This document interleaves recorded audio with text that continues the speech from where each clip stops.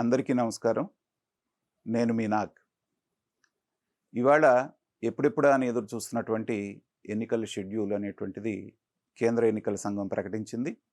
ఇక election fever అనేటువంటిది ఆంధ్ర రాష్ట్రంలో మొదలైపోయింది. అయితే 175 నియోజకవర్గాలు ఆంధ్ర రాష్ట్రంలో ఉన్నా కూడా అందరిలో ఆసక్తిని రేకెత్తిస్తున్నటువంటి నియోజకవర్గం ఏదన్నా ఉంది అంటే అది పిఠాపురం.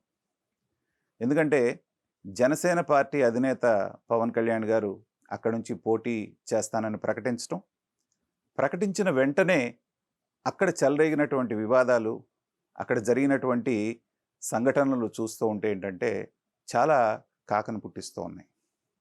ఆ విషయం అనౌన్స్మెంట్ రాగానే అప్పటి వరకు తెలుగుదేశం ఇన్ఛార్జిగా ఉన్నటువంటి అక్కడ ఉన్నటువంటి వర్మ గారు, తర్వాత ఆయన యొక్క అనుచరగణం అక్కడ చేసినటువంటి వీరంగం మనందరం కూడా ప్రసార మాధ్యమాల ద్వారా చూసాం.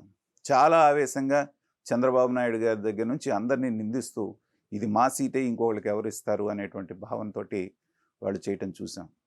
అది ఒక పక్కన పెడితే కాపు సామాజిక వర్గానికి పెద్దగా భావిస్తున్నటువంటి ముద్రగడ పద్మనాభం గారు మొన్నటిదాకా క్రియాశీలక రాజకీయాలకి దూరంగా ఉంటూనే పవన్ కళ్యాణ్ గారికి సలహాలు అందించినటువంటి ముద్రగడ పద్మనాభం గారు వెంటనే వెళ్ళి వైసీపీలో చేరటం జరిగింది. ఎందుకంటే పిఠాపురం నియోజకవర్గంలో దగ్గర 90,000 కాపు సామాజిక వర్గం యొక్క ఓట్లు ఉన్నాయనేటువంటిది మనందరికీ తెలిసిన విషయమే. కాబట్టి ఖచ్చితంగా పిఠాపురంలో డిసైడింగ్ ఫ్యాక్టర్ అనేటువంటిది కాపు సామాజిక వర్గం అనేటువంటిది మనందరికీ క్లియర్గా కనపడుతోంది. కాబట్టి జగన్మోహన్ రెడ్డి గారు ఏంటంటే కాపు సామాజిక వర్గానికి పెద్దగా చెప్పబడుతున్నటువంటి ముద్రగడ పద్మనాభం గారిని తన పార్టీలో చేర్చుకోవడం ద్వారా పవన్ కళ్యాణ్ గారికి అక్కడ చెక్ పెట్టాలనేటువంటి స్ట్రాటజీతో ముందుకు వస్తున్నారు. అయితే ఇక్కడ ప్రశ్నార్థకంగా కనపడుతోంది ఏంటంటే ఎప్పటి నుంచో 2 ప్రధాన సామాజిక వర్గాలకి మాత్రమే రాజ్యాధికారమా, మనకి కూడా రాజ్యాధికారం కావాలి అని కాపులు ఎప్పటి నుంచో కోరుకుంటున్నారు ఈ రాష్ట్రంలో. అయితే ఇప్పుడు రాజకీయంగా ఎంతో అనుభవం కలిగినటువంటి ముద్రగడ పద్మనాభం గారు ఓ పక్కన, అలాగే జనసేన పార్టీ అధినేత అయినటువంటి పవన్ కళ్యాణ్ గారు ఒక పక్కన ఉండి ఈ ఎన్నికలు పోరాడబోతున్నారు. వంగా గీతా గారు అక్కడ క్యాండిడేట్ అయినా కానీ ముద్రగడ పద్మనాభం గారు అక్కడ లీడ్ చేసేటువంటి అవకాశం ఉంది. మరి ఇలాంటి సమయంలో కాపు ఓటర్లకి, కాపు సామాజిక వర్గానికి సంబంధించినటువంటి నాయకులకి ఇది ఒక పెద్ద ప్రశ్నగా మిగులుతోంది. అయితే అందరిలో ఉన్న నానుడి ఏంటంటే కాపులలో ఐక్యత తక్కువ అనేటువంటిది, అందుమూలనే రాజ్యాధికారానికి వీళ్ళు దూరం అయ్యారు అనేటువంటి ఇది మనం చూసాం.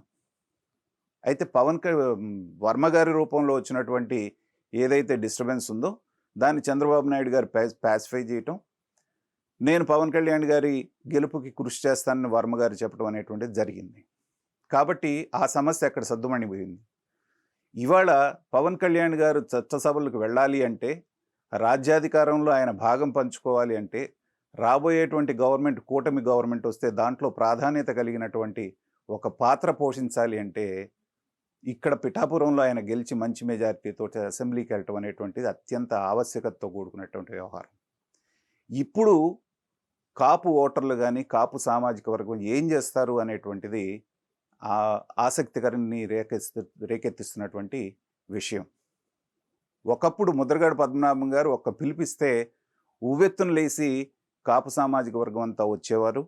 అలాగే తునిలో ఎలాంటి సంఘటనలు జరిగినాయో మనం చూసాం. కానీ మరి ఇవాళ ముద్రగడ పద్మనాభం గారి వెనకాల ఆయన ఏదన్నా ఒక స్టేట్మెంట్ ఇచ్చినా కూడా అంత పెద్దగా స్పందన రావటం లేదనేటువంటిది మనం గమనిస్తూ ఉన్నాం. కాబట్టి మరి పవన్ కళ్యాణ్ గారిని గెలిపించి అసెంబ్లీకి పంపిస్తారా, లేకపోతే లాస్ట్ టైం లాగా గాజువాకలో, భీమవరంలో జరిగినటువంటి దాన్నే మళ్ళీ పిఠాపురం ప్రజలు, పిఠాపురం ఓటర్లు రిపీట్ చేస్తారా అనేటువంటిది మనం వేచి చూడాలి. కాలమే దానికి సమాధానం చెప్తుంది.